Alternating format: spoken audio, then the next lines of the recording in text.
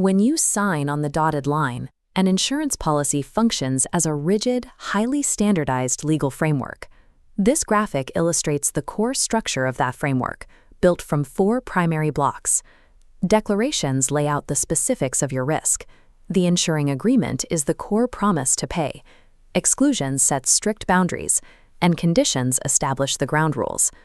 In legal terms, this entire package is called a contract of adhesion.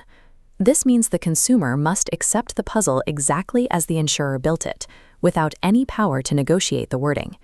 Because it operates as a take-it-or-leave-it scenario, a massive imbalance of power exists between the buyer and the seller from the moment the ink dries.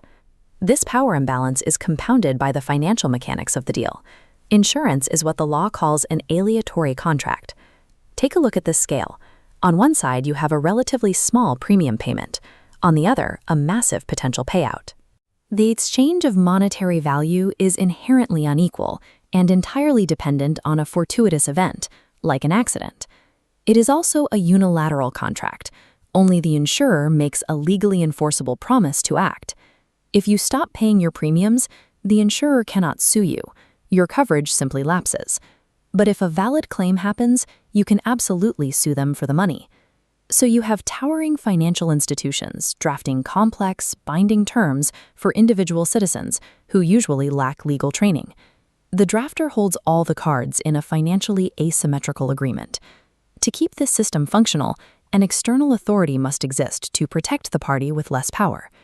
What happens when that non-negotiable contract contains confusing or ambiguous language?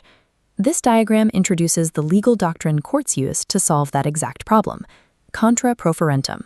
Under this rule, if a reasonable person can interpret a specific clause in 2 different ways, the court will automatically rule against the party who drafted the document. The burden of clarity rests entirely on the insurer. They wrote it, so they own the consequences of bad phrasing. This legal doctrine acts as a forced equalizer. It penalizes companies for using vague language and heavily incentivizes them to write policies in plain, accessible terms. Beyond courtroom rules, the Malaysian government established sweeping federal protections with the Financial Services Act, or FSA, of 2013. In the 1970s and 80s, failing to read the fine print was considered entirely your fault. The law offered almost zero sympathy for confused policyholders. Today, Bank Negara Malaysia serves as the primary enforcer of the modern regulatory framework. The central bank carries a dual mandate. It forces insurers to maintain strict capital reserves so they can always afford to pay claims, while aggressively policing market conduct to ensure fair treatment. Strict legal interpretations combined with aggressive federal oversight invert the historical dynamic. The system no longer relies on buyer beware. It mandates consumer protection. The Financial Services Act specifically changed everyday responsibilities for the public, primarily through a section known as Schedule 9. This chart highlights how the rules of disclosure shifted. In the past, consumers were held to a standard of absolute accuracy. Under Schedule 9, you are only required to use reasonable care when answering the insurer's specific questions. To ensure these rules are easily accessible, the system includes the Ombudsman for Financial Services.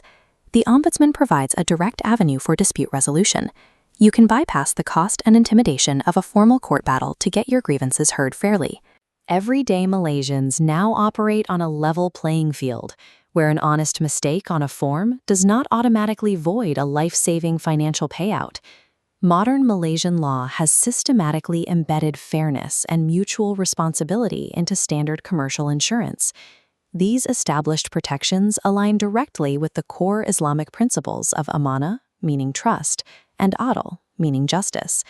Understanding this legally enforced balance of power provide the essential foundation you need before we explore the specific mechanics of Islamic finance and takaful in our next chapter.